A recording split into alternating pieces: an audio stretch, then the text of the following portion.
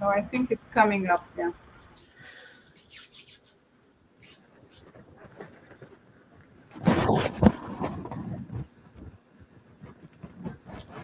Anna, we're good to start?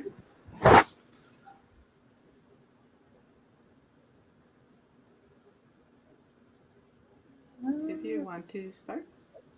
Or are you waiting for Anna or Linda? Yeah, I don't know. I don't see Anna anymore, but I think we should be okay, right, Linda? I think it should be okay. If she has any announcement, will be only for prizes. We will post in chat. If anyone, keep an eye on the chat. We will share the links with you so you can take advantages of the prizes.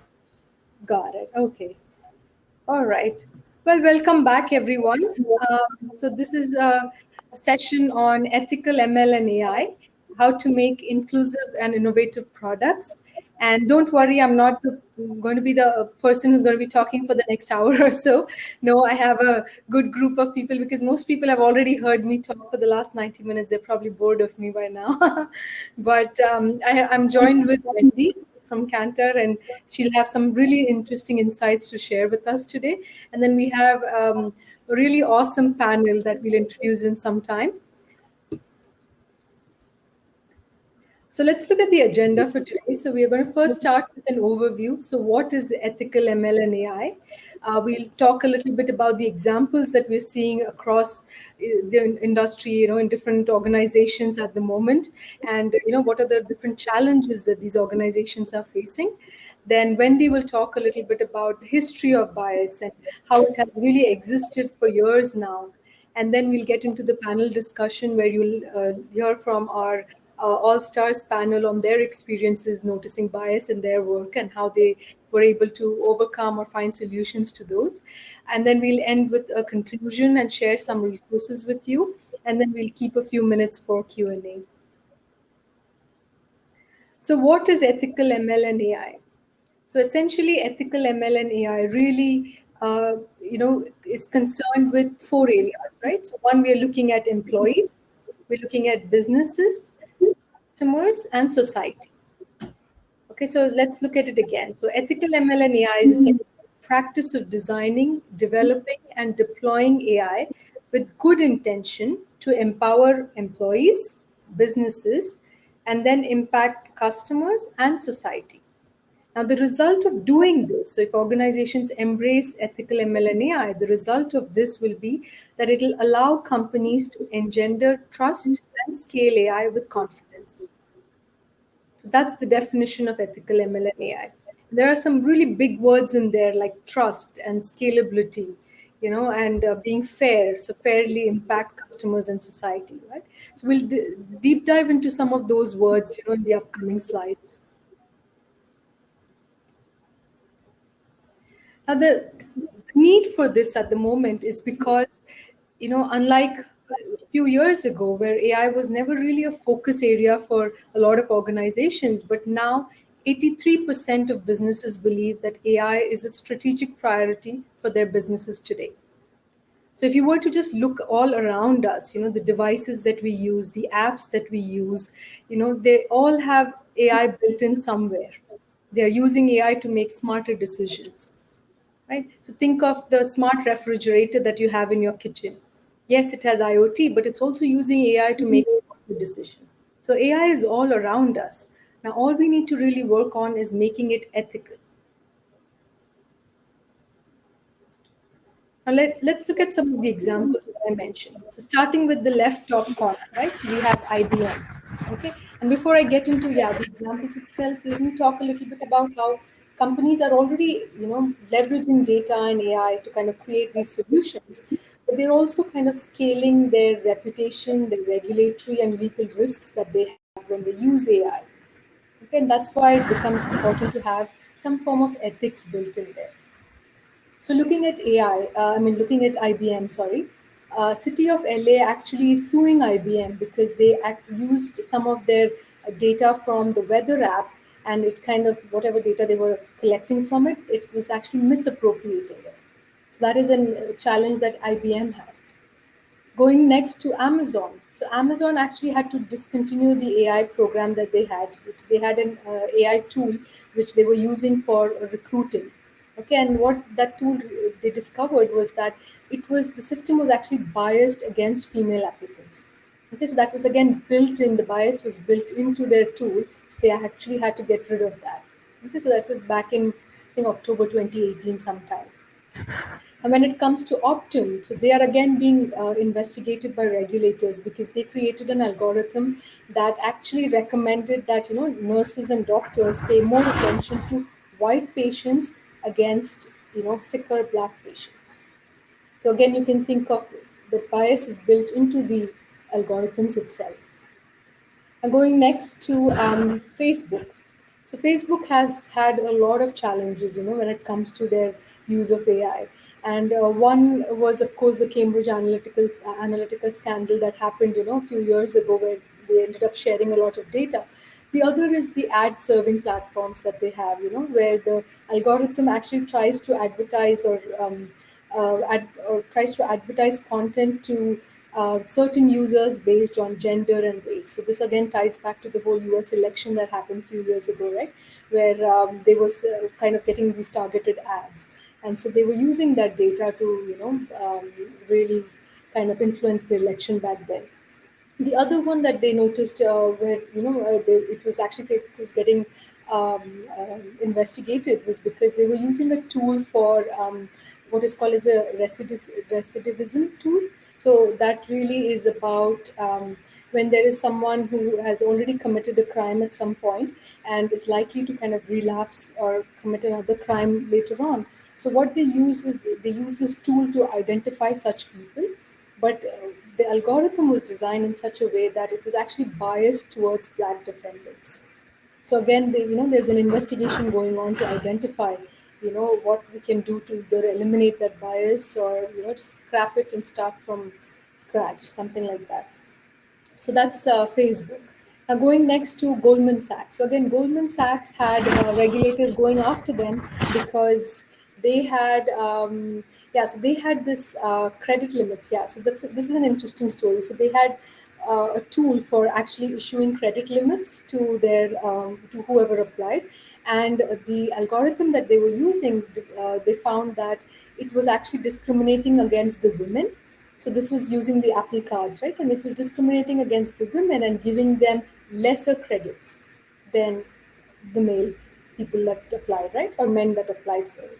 So again, that is another place where Goldman Sachs, started getting investigated by regulators for using algorithms that were, biased towards or biased against the females that applied.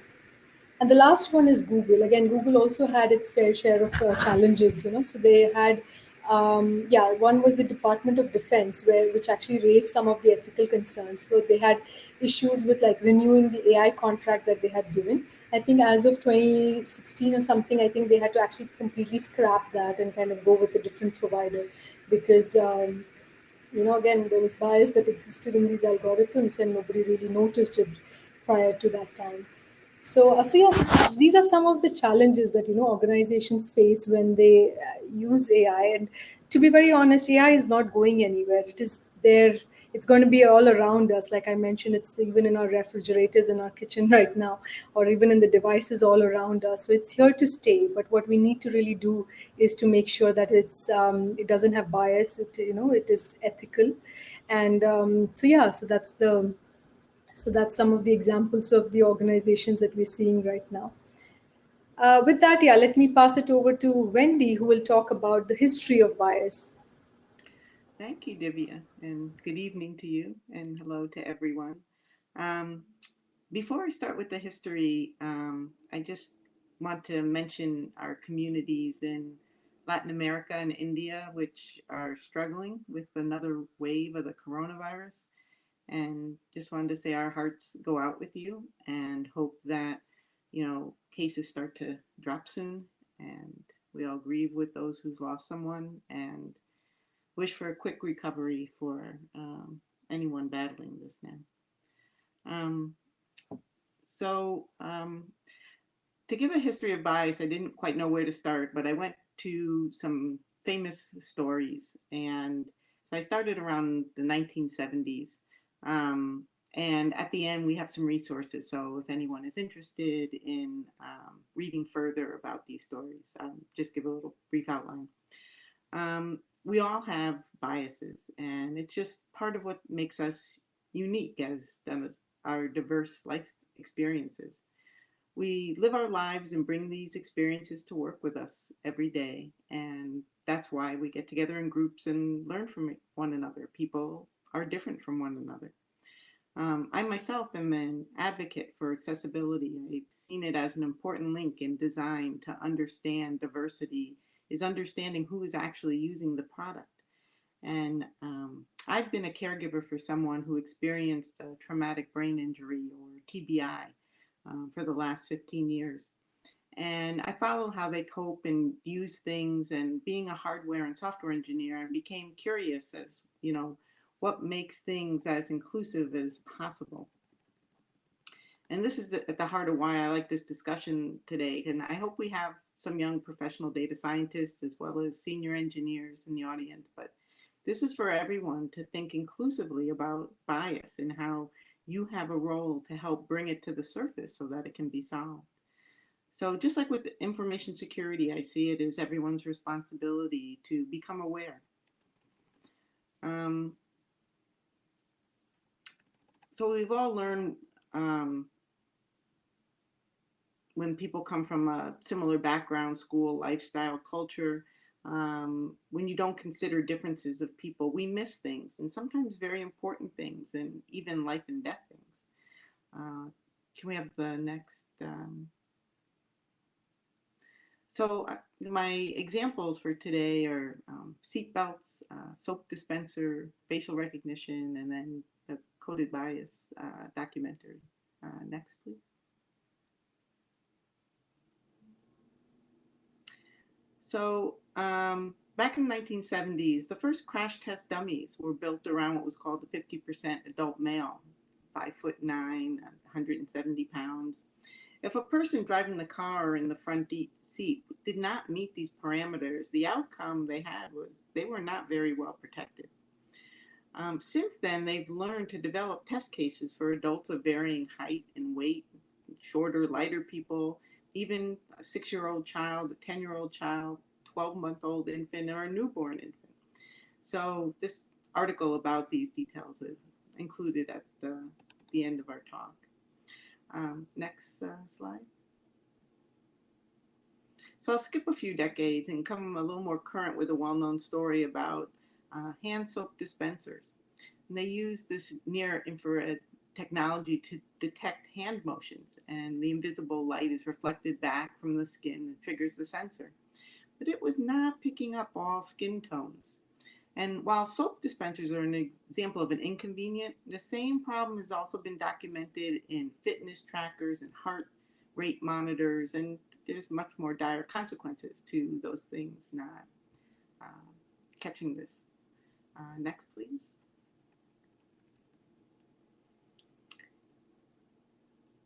So the issue's in the data collection, and there's nothing more striking to give examples of this than facial recognition. There's a saying, you can't measure the warmth of a smile, but we are trying to with facial recognition. There is a trending documentary called Coded Bias, and it has the latest evidence bringing awareness of errors, more than just inaccuracy, but errors built into our algorithms. We have the next slide. It's in our algorithms, our machine learning, our artificial intelligence. It continues through the life cycle of the software. So Coded Bias explores the fallout from an MIT Media Lab researcher, Joy, I'm not probably going to correct me, please, if I don't pronounce this, Welamwini, discovery that facial recognition does not see dark skin to push the first ever legislation in the US to govern against algorithms that impact us all. If we do catch bias, most engineers are eager to log a bug and correct it, but the bias is everywhere, not just written in code.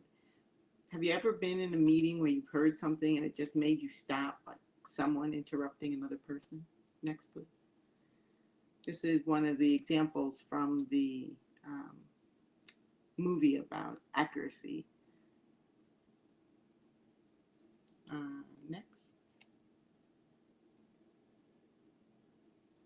So with that, I would like to introduce our moderator for today, Rose Robinson. Rose is a technologist for more than 25 years, executive director for the Center for Minorities and People with Disabilities in Information Technology, founder and chair of the Industry Advisory Board at Savannah State University Computer Science Department, and was a senior director, Women in Tech Evangelist at AnitaB.org. I think that's where I first met you. And is also a breast cancer survivor. So welcome, Rose.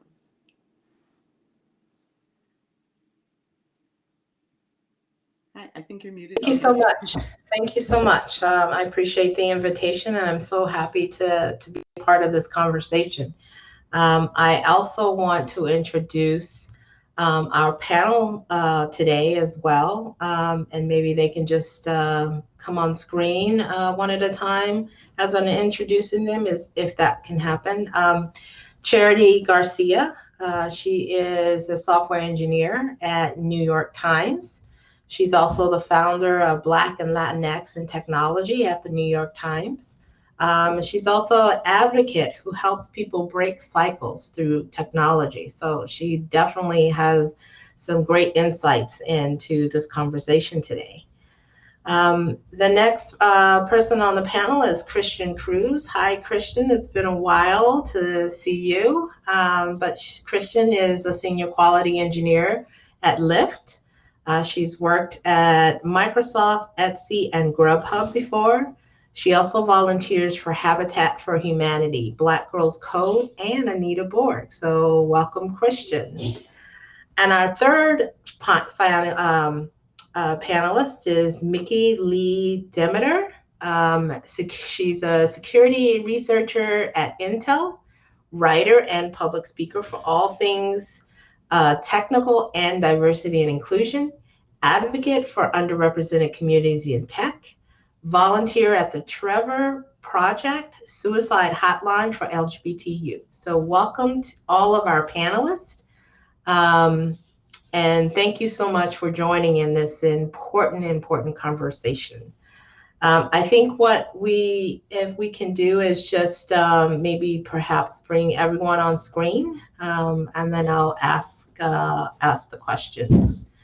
So to get started, one of the goals for the conversation is, as Divya mentioned, AI is here.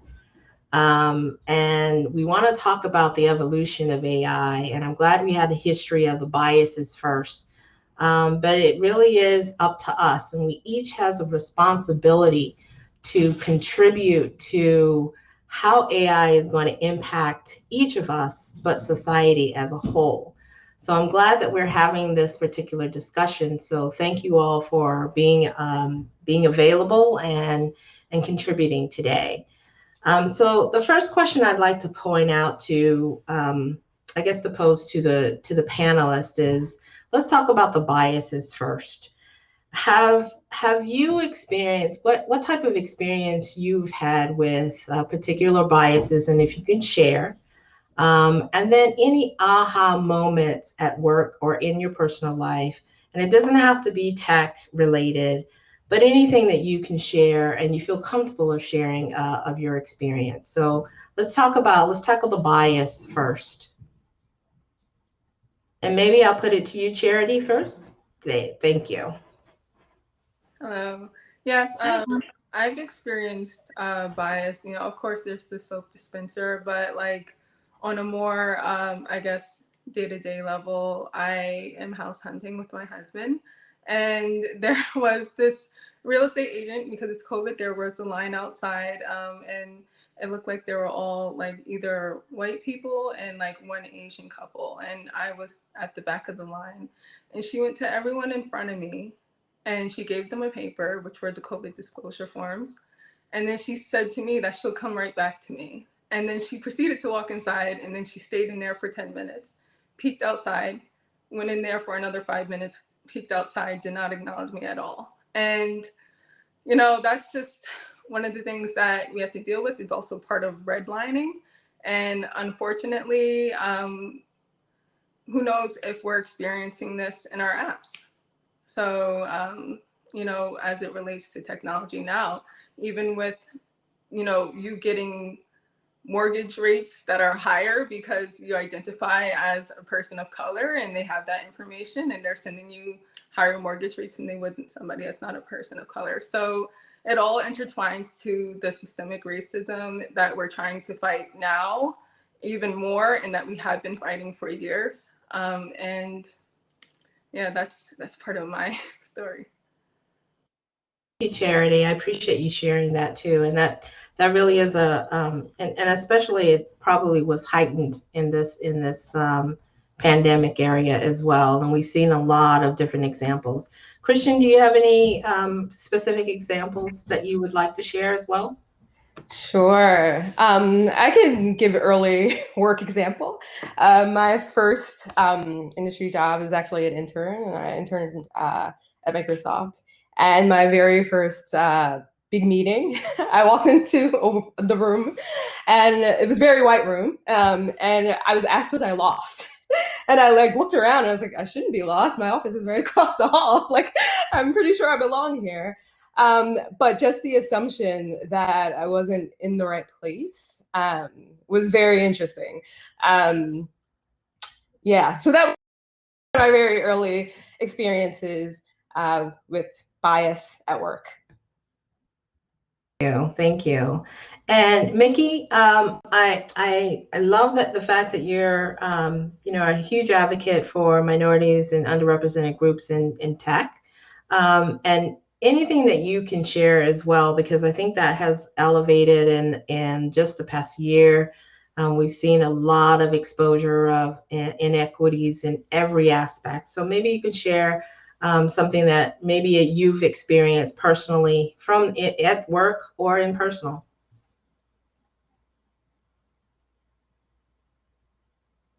Yeah, you have to unmute yourself.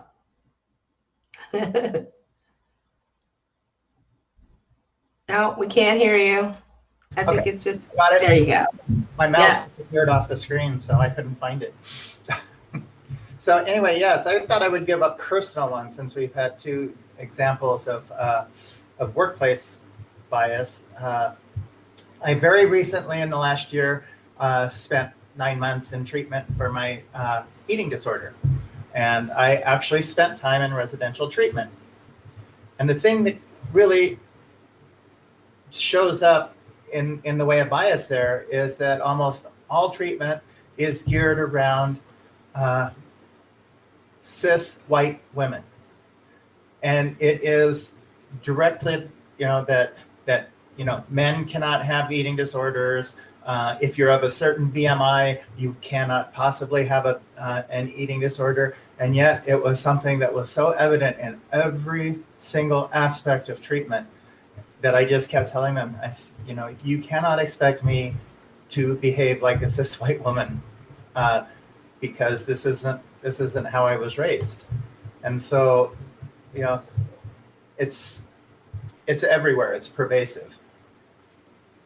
I totally agree. I think some of the inequities that I have seen over time, there's been lots of bias against gender.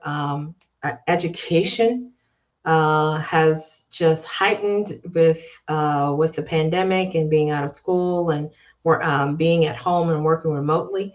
Let's stay at your biases just for a minute, okay? Your experiences. What do you feel could have been different, and how that difference could impact in a much better way in your, you know, just something that could have been very, very different that you have, that may have just, you know, kind of swayed you and say, hey, you know, I feel included. So something that's really specific around that. And so Christian, maybe I'll start with you first, and then Mickey, and then Charity. So with your experience at work at your intern.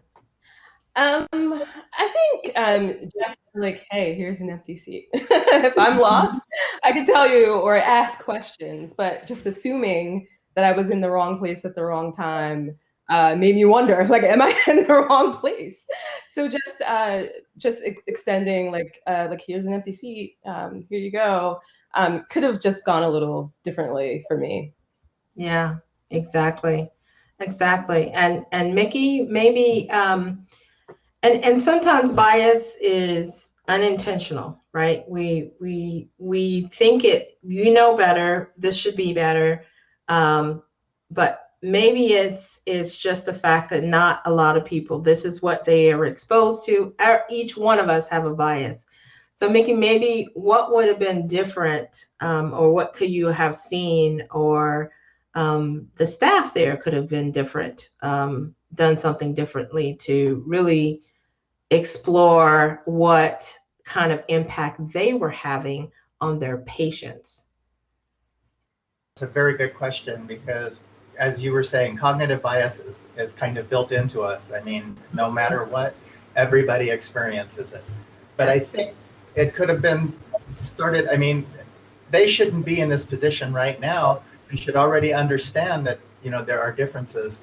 And I think one of the first things they could have done was gone through all of their documentation, because every time you read something, it was all directed at she, or her.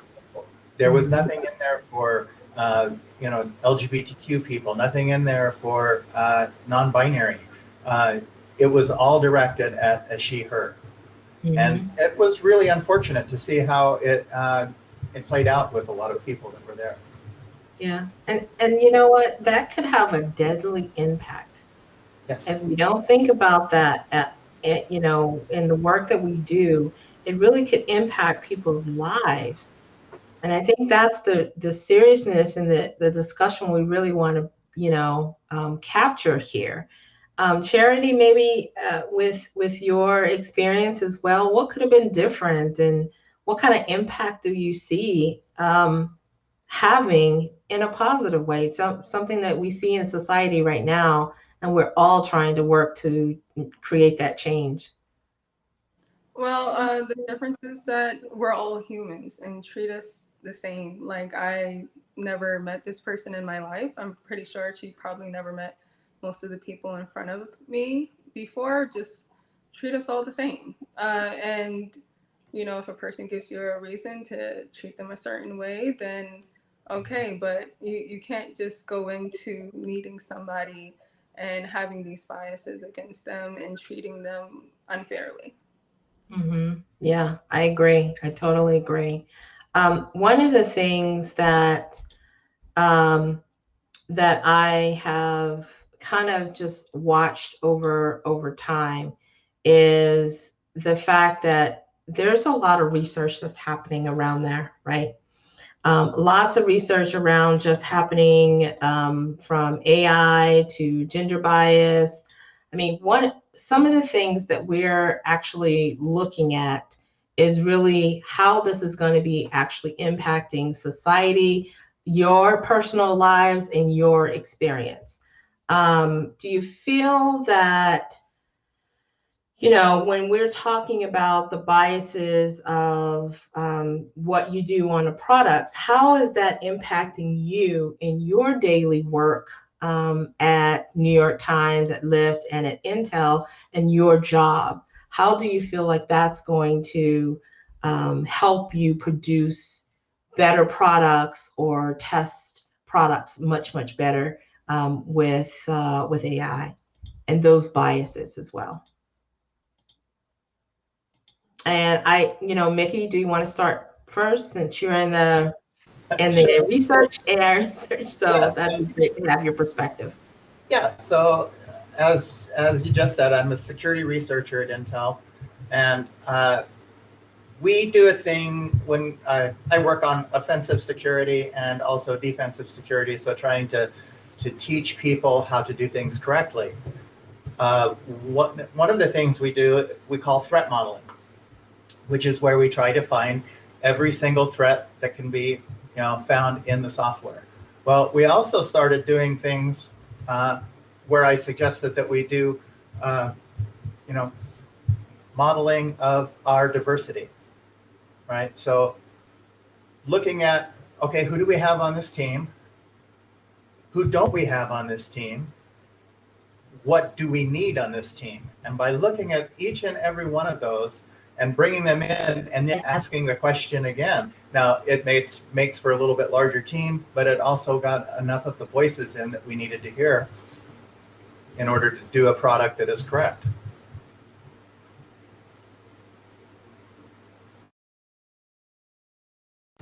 You're on mute. Thank you for that. Yeah, there you go. Thank you. Charity, what is some of the things that you can do at work to fight against that bias? Are you all at New York Times, what are some of the solutions that you're trying to work on to make sure that we have a very inclusive product that's coming out?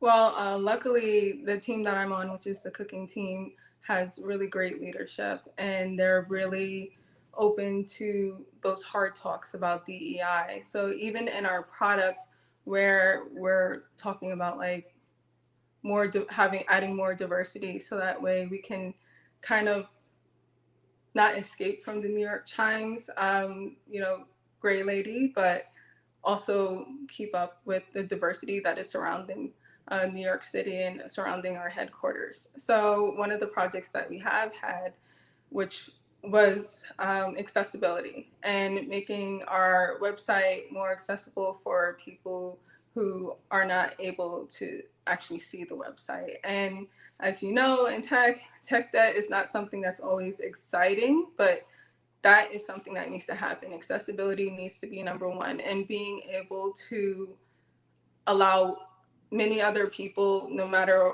who they are or what they're going through, experience our product.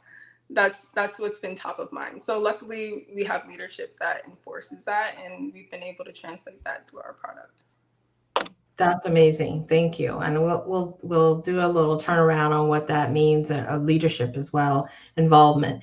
And Christian, and I love this panel because we're coming from Mickey has the research and Charity is an engineer, and now Christian, you never put out a product without going through QA. So how can you, Christian, and as a quality engineer, how can you catch right before getting it out and really educating the engineers as well that only has that maybe that tunnel view and vision of their work? Yeah, like for me, it's at a lot of different levels and a lot of different places, but one of the starting areas is just diversity of talent, right? So with testing, we are supposed to be catching a plethora of things, but it helps to have like various perspectives and various viewpoints, which kind of like helps to have a diversity in various talents, whether it's market, whether it's international, whether it's otherly abled.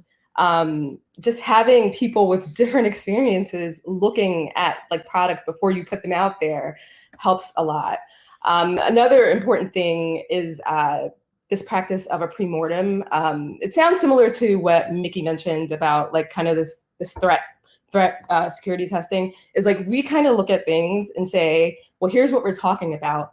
Now let's look at it and kind of like see what can go wrong. Like what can go wrong with this thing that we're about to unleash onto the world. And it's open for everyone in the room to kind of poke holes at the thing that we're about to deliver. And I think it helps because it includes not just engineers, it includes security, it includes accessibility, it includes tests. And so that diversity of not just gender or race, but of roles even within the company helps like everyone who works for this company, who cares about the work that we're doing, offer insight. So it's basically just as a tester, bringing people into the room and making sure a diversity of experiences and skills are involved.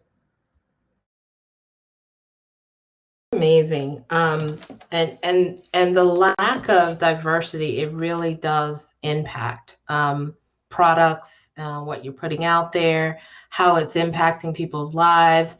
I think we've seen that even with the, in the healthcare system and with all the pandemic, with communities not being able to have access. You have kids that are going to a Wendy's or something to get internet access when they are now tasked to be doing their schoolwork at home, and it's unequal. So that will be my I guess my final question as well, is that there is, artificial intelligence research has very little research in the group. What kind of impact does it have when these products don't, there's not diversity on your teams. There's not diversity who's actually testing the products in your test cases.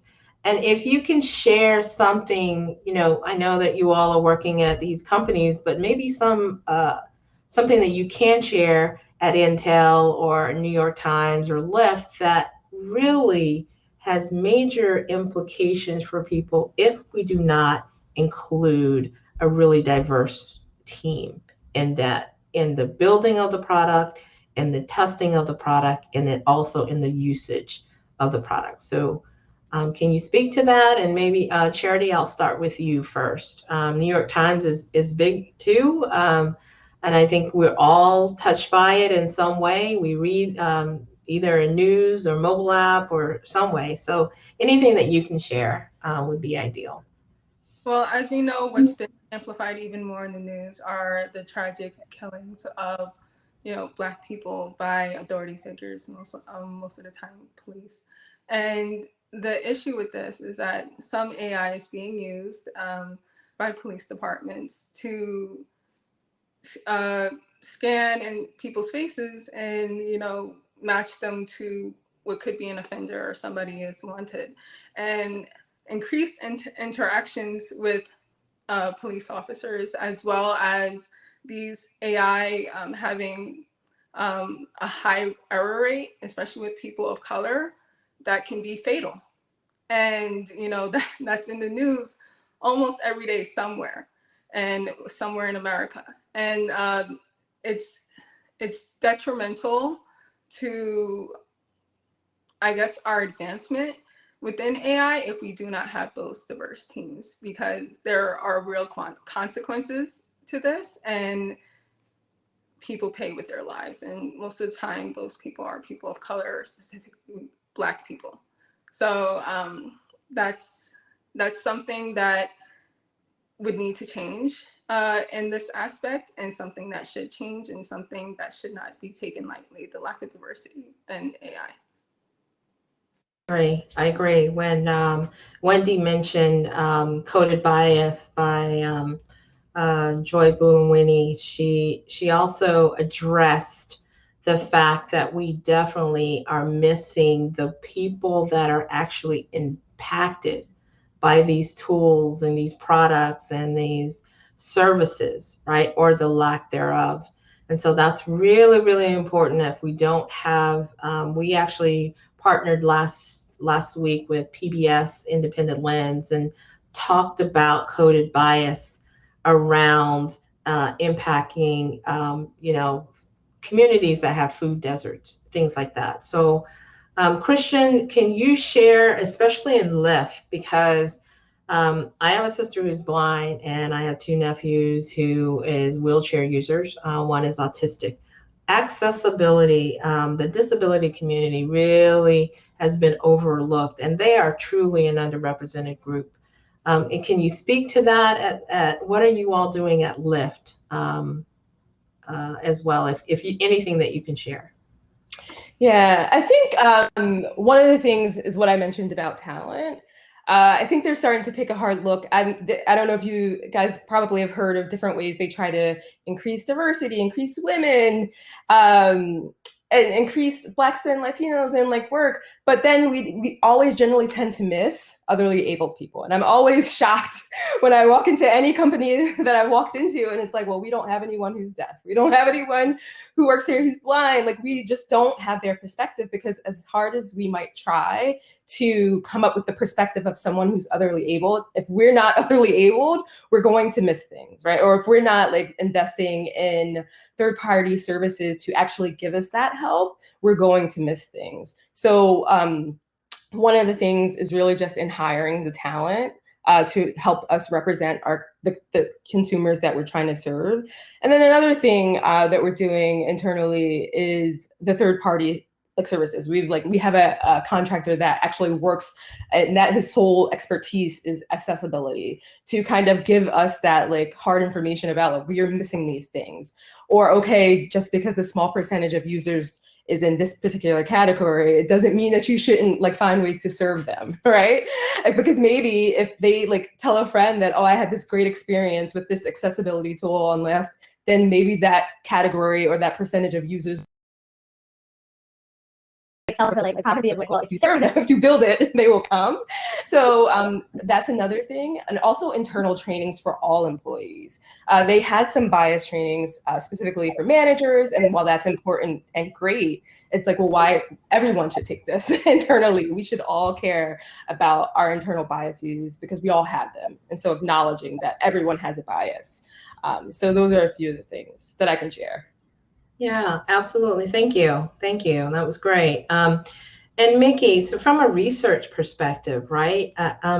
It'll be interesting to hear perspective on what they're looking for, a researcher from a diversity perspective. You know, how are you all tackling diversity, or really trying to be more inclusive in, you know, in the products, or even in your staff as well? So anything that you can share with us would be great.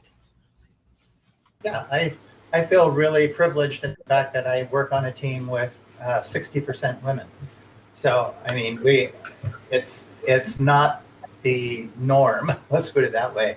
But as far as, you know, our biases, you know, cognitive biases kind of warp our sense of what's right and what's wrong, because our brain just kind of short circuits and says, this is right.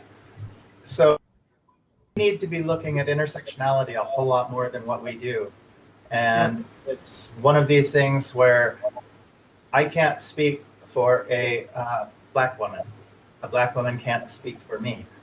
And all of these changes, you know, the people with diverse abilities, I mean, people who are neurodiverse. We have huge groups of, huge populations within our companies that we're overlooking, right? And if we're not overlooking, we're certainly not serving them as well as we could be. Yeah, I agree. Thank you so much. And I want to round out with, we have a lot of work to do, but I know that each one of us contributing to this challenge. It is a challenge, but it's not something that we can't provide solutions to. So I want to thank our panelists, Charity Garcia, Mickey Demeter, Christian Cruz, for this incredible conversation. I hope that you all take what you heard here and really apply it and continue the conversations at your job, at work, or at even at home, because we have a next generation responsibility to them to make things better. So we're going to move, I believe, Wendy, into the Q&A section, or are we at time and we have to kind of wrap up? So you let me know. Oh, yeah. Divya or Anna, we do have a couple slides. Just one more slide there, Divya. Sure. Do you see that, Wendy? Before the resources, I see conclusion. Oh, So, yeah. yes, I also would like to, thank everybody from the panel, and Rose, our moderator for today's discussion. I took notes. I really loved a lot of things that were discussed today. And then it's something when Divya and I were talking, you know, how to conclude, how did I feel? Inclusive AI is a path, not the only path, but to have less bias, is to try to be more inclusive. And I like to give the example of, there's room in the world for stairs and escalators and elevators or lifts. I work for a British company, so I'm used to saying lifts. But they all have a purpose. And, as in saying AI is here, we do need to get more than just a little conscious of what we're putting out there and how it affects people. So to go, if there's any questions, I sort of turn to Anna or Linda, how they would turn people's mics on, or people's mind. if somebody does. I If don't know if Debbie anyone has likes raised. to ask any question, or in chat, or in if they write in chat, I can give them the permission to talk. Otherwise, I will have to do all of them. 1 second.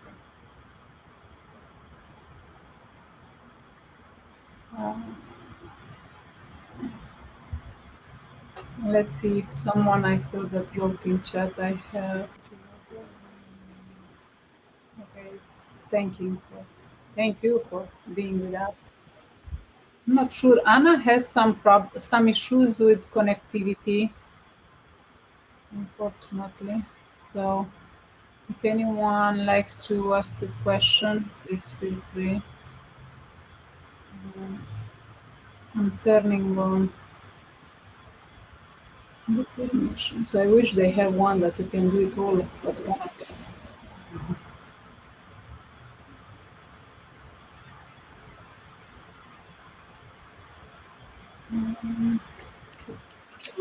The chat, if you wanted to have your drawing or do your other things, if someone thinks of a question. Yeah, I think Anna has some issues with her audio.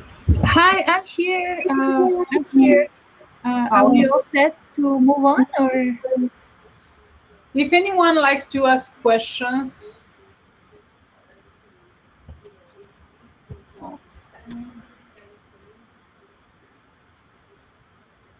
and after this we will have the raffle, right?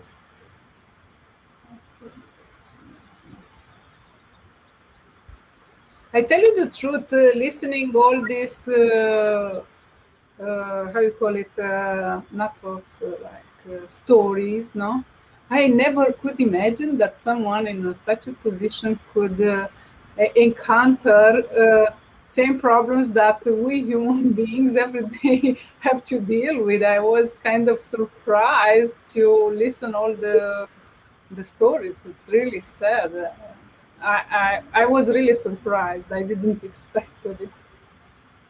So if anyone else likes to, and let's hope so that the AI having you in the field and giving contribution will not have to deal with the bias that we deal every day. So let's see. I see that our attendees are kind of shy. Let's see this.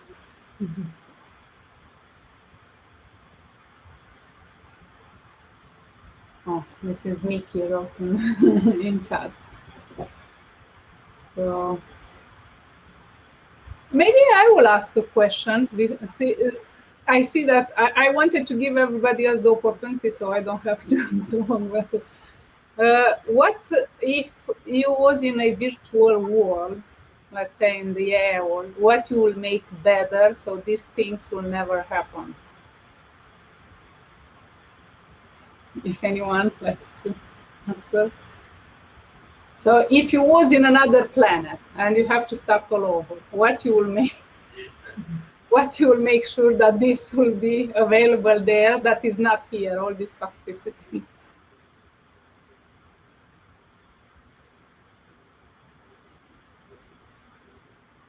It's a difficult question, right? Yeah, I wouldn't know what to how to say that everyone. Oh, go on. Sorry, Wendy, go ahead. No, just it's you could start on another planet, how to accept that everyone's diverse. It goes so against what human beings are. Yeah.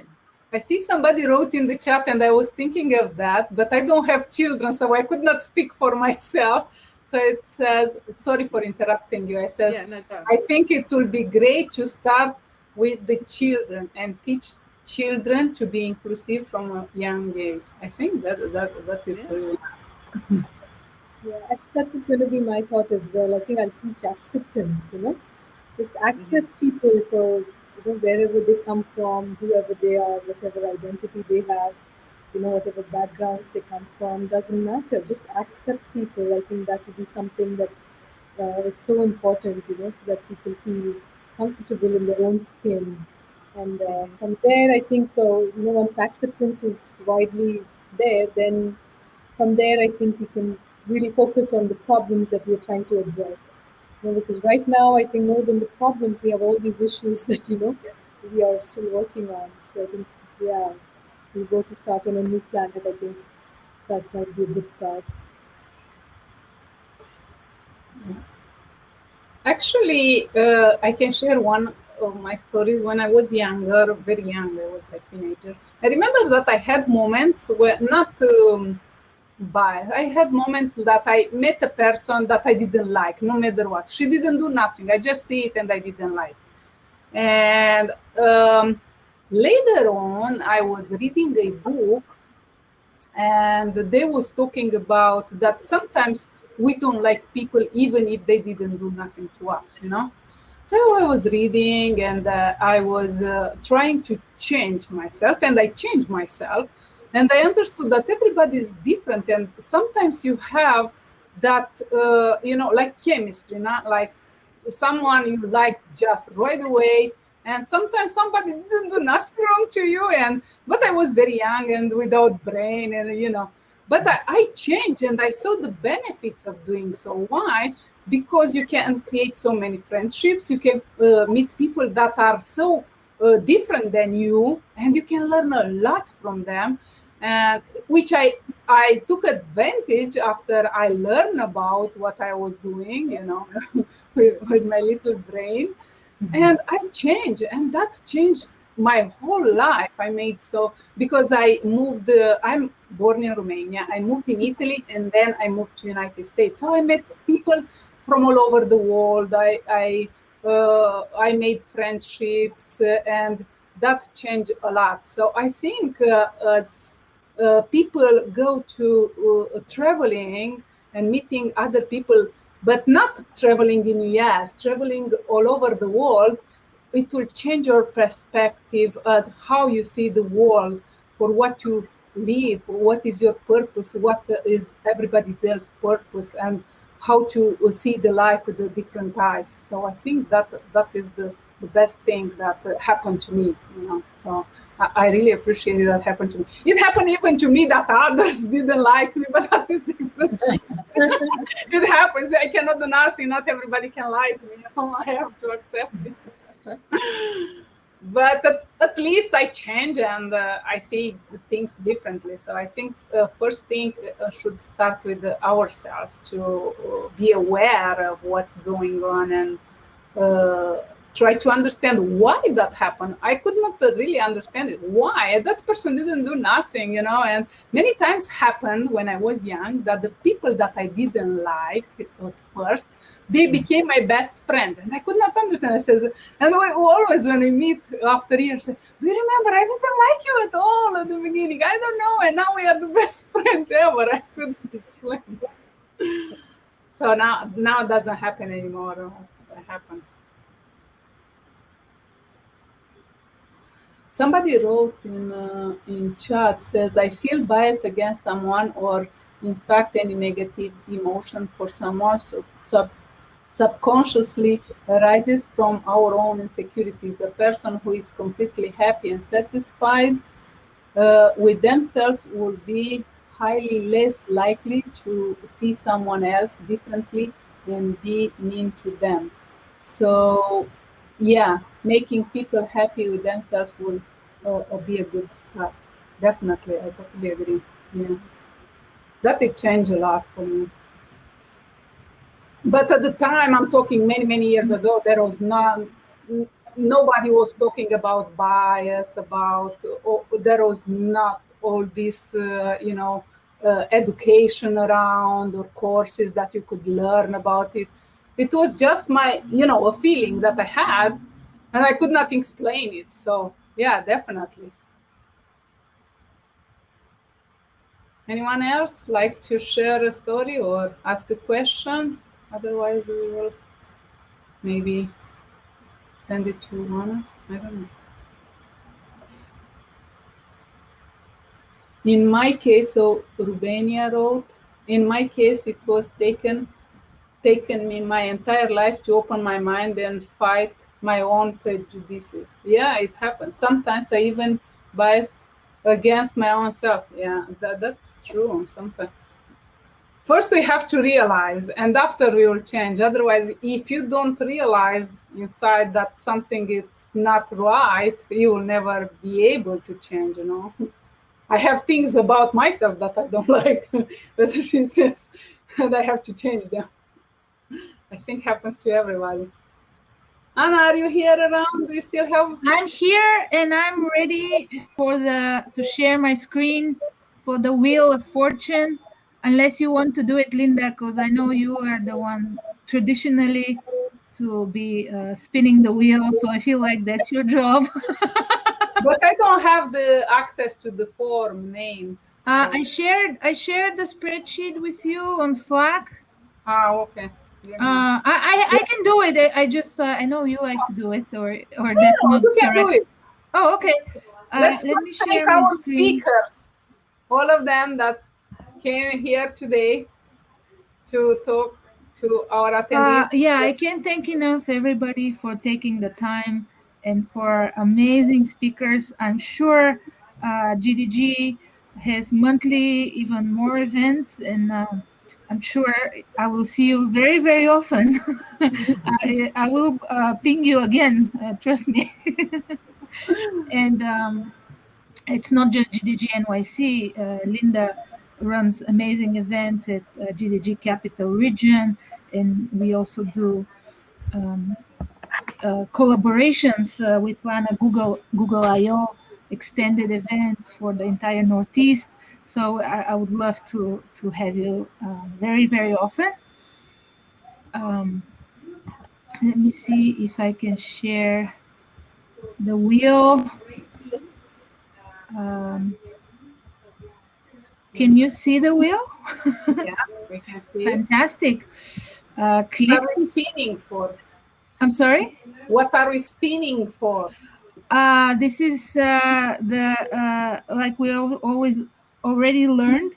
The prize is that everybody won is the Coursera Lifetime Access. This is a physical award, and unfortunately, we have a little limitation. We can only ship to the US or Canada. If you win and you're not in the US and Canada, we'll arrange for alternative prize. You can choose, you already got Coursera, so you can choose Udemy course that you like, or how many times we can figure something out. But I believe most people are from. Yeah, I have the form here, and I will check it when you spin and you have the name. I will check the form and I will let you know. Here we go. Our winner is Karen Yu. Oh, congratulations, Karen. Give me 1 second. She's Karen. Yeah. If you're here, are you in the US? Yeah. She is. Oh, fantastic. So we'll be in touch via email to get your phone. Congrats. We'll need an address and a phone strictly for shipping purposes, not to stalk you or anything. And do we want, please share any closing thoughts? And thank you again, Rosario, Wendy, Charity, Christian, Mickey, everybody who joined today. Thank you for your time. Can you stop sharing your screen so we can see some faces? Here we go. Yeah, so Yes, please take listen. advantage of the Coursera free license from Atria Institute of Technology and enjoy it. Yeah, thank you, Divya. It's wonderful hosting with you, and thank you to Rose and Mickey, Charity, and Christian for joining and keeping the discussion going, because that's very important to keep the awareness. Absolutely. Yep. Lovely meeting everyone. And yeah, enjoy the weekend. Yeah. Yep. Take care. Bye-bye. Much fantastic end of IWD campaign. Thank you, Thank Anna. you, Divya. Thank you, Christian. Sure. Bye, Thank you, Linda. everybody. Thank you, Wendy. Bye. Linda, you're the best. Thank you, everybody. Yeah. Thank you, Anna. Thank you, Linda. Great hosting. Thank you.